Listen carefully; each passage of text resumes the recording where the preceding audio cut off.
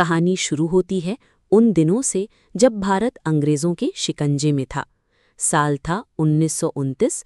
शहर था बॉम्बे। बॉम्बे उन दिनों कारोबारियों का शहर था।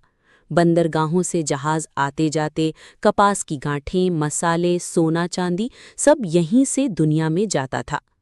लेकिन अंग्रेजों का राज था। हर बड़ा कारोबार उनके हाथ में था। हर बड़ी फैक्ट्री, हर मशीन, हर बड़ा सौदा अंग्रेजों की मर्जी के बिना कुछ नहीं चलता था। इन्हीं भीड़-भाड़ वाली गलियों में एक नौजवान व्यापारी था, मोहनलाल दयाल चौहान। मोहनलाल जी बड़े आदमी नहीं थे, लेकिन बड़ा सपना था। कुछ ऐसा बनाना जो हिंदुस्तान का हो, हिंदुस्तानियों के लिए हो। उन दिनों बिस्कुट कोई आम चीज नहीं थी। बिस्कुट सिर्फ अंग्रेजों की चाय के साथ खाया जाने वाला महंगा शौक था। देश के साधारण लोग तो गुड़, रोटी या मठरी से ही काम चला लेते थे। बिस्कुट खरीदना मतलब पैसे फूकना। लेकिन मोहनलाल जी ने कुछ और ही सोचा। क्यों ना हम भी बिस्कुट बनाएं, ऐसा बिस्कुट जो हर आदमी खा सके। एक सपना था, लेकिन हकीकत में पैसे नहीं थे। कोई बड़ा परिवार नहीं था, न ही कोई खानदानी मिल। मोहनलाल जी ने अपने कुछ भरोसेमंद दोस्तों को साथ जोड़ा, छोटा छोटा निवेश इकट्ठा किया। मुंबई के वीरेश्वर नगर में एक पुराना गोदाम देखा, वहीं से शुरुआत हुई। लेकिन मुश्किलें छोटी कहाँ थी। बिस्कुट बनाने के लिए मशीन चाहिए थी, वो भी ब्रिटेन, जर्मनी जैसे देशों से आती थी। भारत में उस जमाने में बिस्कुट बनाने की तकनीक किसी के पास नहीं थी। मजदूर थे, पर ट्रेनिंग किसने दी थी। मोहनलाल जी ने हार नहीं मानी। कर्ज लेकर, कुछ हिस्से गिरवी रखकर उन्होंने जर्मनी से सेकेंड हैंड मशीनें मंगाईं। पुराने बंदरगाह पर भारी क्रेट में मशीनें आईं, लकड़ी के बक्सों में पैक। देखकर ही लोग डर गए कि ये कौन सी नई चीज भारत आई है। अब मशीनें थीं, लेकिन उन्हें चलाए कौन। मजदूरों को बिस्कुट का नाम भी नहीं आता था। उन दिनों मजदूरी मतलब बंदरगाह पर बोरी उठाना, कपास की गांठ लादना, मशीनें ऑपरेट करना अलग ही विज्ञान था। मोहनलाल जी ने गिने चुने मजदूरों को रखा, उन्हें सिखाया, समझाया, खुद भी मशीन पर खड़े हुए। कभी स्क्रू कसते, कभी आटा मिलाते, कभी अवन में तापमान देखते। कई रातें बिना नींद के बीतीं। मजदूर कहते, साहब ये कैसे होगा? वो कहते, होना ही है। अपना बिस्कुट अपने लोगों के लिए बनेगा। शुरुआत में सीधे बिस्कुट बनाना बहुत बड़ा रिस्क था। मशीनों की टेस्टिंग के लिए उन्होंने पहले ऑरेंज कैंडी और छोटी टॉफियां बनानी शुरू की। तब पार्ले प्रोडक्ट्स का नाम भी नया नया था। फैक्ट्री के पास का गांव था विरले पार्ले, वहीं से नाम रखा गया पार्ले। टॉफियां बच्चों में हिट हो गईं। छोटे छोटे रंग बिरंगे रैपर में मीठी गोलियां। स्कूल जाते बच्चे दुकान से मांगते, वो पार्ले वाली मिठाई देना। दुकानदार मुस्कुराता, अरे नया ब्रांड है, बढ़िया है। थोड़े थोड़े पैसे आने लगे, मजदूरों की तनख्वाह चलने लगी। मोहनलाल जी के दिल में उम्मीद जागी, अब बिस्कुट बनाएंगे। साल था 1939। दुनिया में दूसरी वर्ल्ड वॉर शुरू हो गई थी। भारत में अंग्रेजों का राज अभी भी था। विदेश से बिस्कुट आने मुश्किल हो गए, कीमतें आसमान छूने लगी। लोगों को सस्ता, भरोसेमंद बिस्कुट चाहिए था। तब पार्ले ने पहली बार बिस्कुट का एक छोटा बैच बनाया। नाम रखा गया पार्ले ग्लूको बिस्कुट। ग्लूकोज मतलब ताकत, अंग्रेजी नाम था, पर बना हिंदुस्तान में। आटा, दूध, शक्कर सब देसी। पहला बिस्कुट जब अवन से निकला तो पूरी फैक्ट्री में खुशबू फैल गई।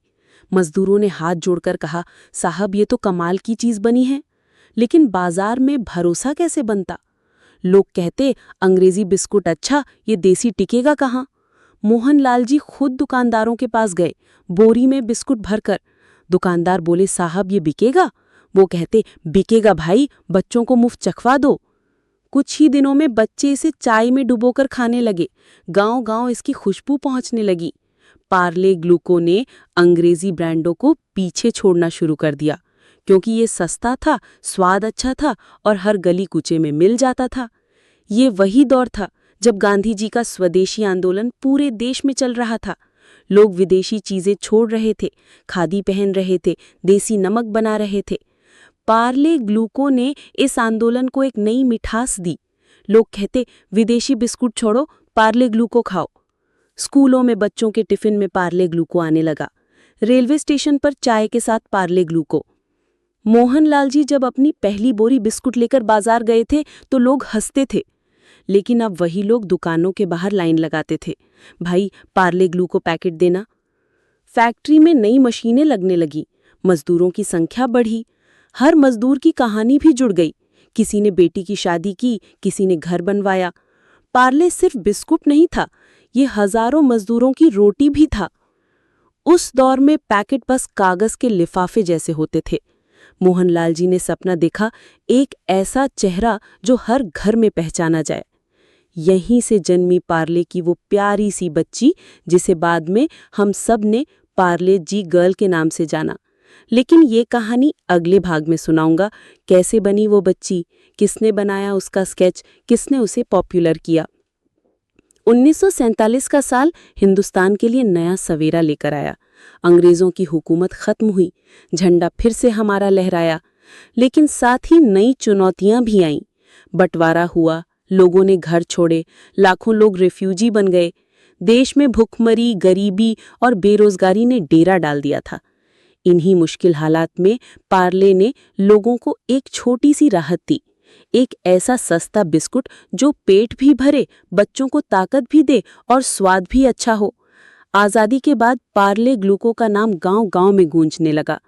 आज़ादी के पहले पार्ले ग्लूको सिर्फ शहरों में बिकता था, लेकिन अब कंपनी ने ठान लिया, इसे गांव-गांव पहुंचना है। मोहनलाल जी और उनके बेटों ने नया सपना देखा, भारत के हर घर में पार्ले ग्लूको पहुंचेगा। नई फैक्ट्रियां लगाई गईं, पहले मुंबई, फिर गुजरात, फिर उत्तर प्रदेश में। रेलवे लाइनें पार्ले ग्लूको को छोटे छोटे कस्बों तक ले जाने लगीं। रेलवे स्टेशन पर चाय बेचने वाला हर कुली अब पार्ले ग्लूको के छोटे पैकेट भी बेचने लगा। पैकेट इतना छोटा कि गरीब से गरीब आदमी भी खरीद सके, बस एक चाय के साथ 2-3 बिस्कुट। 1950 के दशक में जब देश ने स्कूलों को बढ़ावा देना शुरू किया, तब पार्ले ग्लूको बच्चों के टिफिन में जगह बनाने लगा। माएँ कहती, पढ़ाई के बाद भूख लगे तो बिस्कुट खा लेना। टीचर्स कभी कभी इनाम में बच्चों को पार्ले ग्लूको दे देते। गांव के मास्टर जी अपनी साइकिल के हैंडल में बंधी थैली में पार्ले ग्लूको रखते। कभी कोई बच्चा रोता तो मास्टर जी जेब से निकाल कर देते, लो बेटा बिस्कुट खा लो, अब पढ़ो। धीरे धीरे पार्ले ग्लूको ने स्कूल की घंटी से भी गहरा रिश्ता बना लिया। अब कहानी आती है उस प्यारी सी बच्ची की जिसने पार्ले को पहचान दी। 60 के दशक में पार्ले कंपनी के मालिकों ने तय किया, अब पैकेट को नया चेहरा देना होगा। उस वक्त पार्ले ग्लूको सफेद भूरे पेपर रैपर में आता था, सादा और साधारण। कोई चेहरा नहीं था, कोई यादगार चिन्ह नहीं था। एक दिन कंपनी के मालिकों ने एक विज्ञापन एजेंसी को बुलाया, कुछ ऐसा डिजाइन बनाओ जो हर बच्चे को अपना लगे। उस एजेंसी का नाम था एवरेस्ट क्रिएटिव। उन्होंने एक स्केच बनाया, छोटी गोल गोल आंखें, मासूम चेहरा, कटा छटा बाल, सीधा साधा लुक। ये थी वो पार्ले जी गर्ल। लोगों में कई कहानियां मशहूर हैं। कोई कहता है ये किसी आर्टिस्ट की बेटी थी, कोई कहता है कोई मॉडल थी। सच ये था कि ये एक काल्पनिक चित्र था, एक ऐसा मासूम चेहरा जो हर बच्चे में दिखे। और देखो कमाल, इस चेहरे ने पार्ले को घर घर में जगह दिला दी। 1970-80 के दशक में मार्केट में कई नकली ग्लूको बिस्कुट आने लगे। छोटे छोटे ब्रांड नाम रख देते, ग्लूको गोल्ड, ग्लूको किंग। लोग कंफ्यूज होने लगे। तब पार्ले ने एक चालाक फैसला किया। उन्होंने अपने बिस्कुट का नाम छोटा कर दिया, पार्ले जी। यहाँ जी का मतलब था ग्लूको, लेकिन अब ये बन गया जी मीन्स जीनियस। नया नारा आया, पार्ले जी, जी मीन्स जीनियस। स्कूलों में बच्चों के लिए विज्ञापन बने, ग्लूकोज की ताकत, जीनियस की पहचान। हर बच्चा अपने आप को पार्ले जी के साथ जीनियस मानने लगा। यही मार्केटिंग का कमाल था। एक साधारण बिस्कुट को पढ़ाई की ताकत से जोड़ दिया गया। 1980-90 के दशक में जब दूरदर्शन हर घर में पहुंचा तो पार्ले जी ने भी विज्ञापन बनवाए। उन दिनों टीवी एड्स बहुत साधारण होते थे, पर पार्ले जी ने बच्चों की दुनिया को टारगेट किया। टेलीविजन पर आता, पार्ले जी, हर बच्चा कहे जी। सफेद पैकेट में वो बच्ची मुस्कुराती, दूध में डुबोया बिस्कुट और बैकग्राउंड में मीठा सा जिंगल। गांव में टीवी बहुत कम थे, पर जिस गांव में भी टीवी होता, बच्चे पार्ले जी का ऐड देखकर उछल पड़ते। किराना दुकानदार से कहते, चचा वही पैकेट देना जिस पर बच्ची बनी है। पार्ले जी ने बच्चों के साथ साथ बड़ों का भी दिल जीता। हर रेलवे स्टेशन, हर बस अड्डा, हर चाय की दुकान, चाय के साथ पार्ले जी सबसे सस्ता और भरोसेमंद साथी बन गया। दूर दराज के गांव में लोग कहते, चाय के बिना पार्ले जी अधूरा है। कभी कोई मेहमान आता तो लोग शक्कर नहीं, पार्ले जी बिस्कुट पेश करते।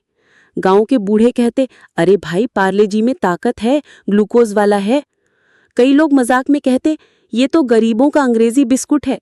लेकिन यही बात पार्ले जी को सबसे अमीर बना गई, क्योंकि वो सबका बिस्कुट था। हर घर में पार्ले जी की यादें बस गईं। माँ सुबह दूध गर्म करती, बच्चे को कप देती, साथ में पार्ले जी। बच्चा कभी बिस्कुट को दूध में डुबोकर खाता, कभी आधा खाकर किताब में रख देता। कुछ बच्चे बिस्कुट को चाय में इतना डुबो देते कि वो कप में गिर जाए और फिर उंगली डालकर वो गीला बिस्कुट निकालते।